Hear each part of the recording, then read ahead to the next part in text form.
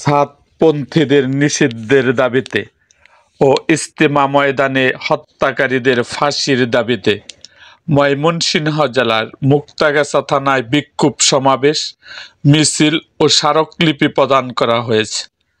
আজ সোমবার বেলা 11টায় মুক্তাগাছা বড় মসজিদ প্রাঙ্গণে এক সমাবেশ হয়। সমাবেশ শেষে একটি মিছিল উপজেলা চত্বরে গিয়ে উপজেলা নির্বাহী অফিসারের কাছে স্মারকলিপি প্রদান করেন।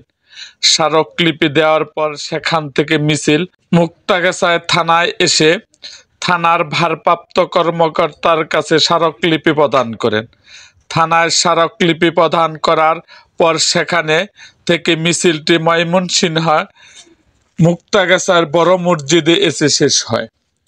এরকম আরও ভিডিও পেতে এবং রাজনৈতিক অঙ্গনের নানা ঘটনা ও ইতিহাস জানতে আমাদের মুক্তাগাছার ইতিহাস মিডিয়া ইউটিউব চ্যানেলটিকে সাবস্ক্রাইব করুন এবং পাশে থাকা বেল আইকনটি বাজিয়ে দিন।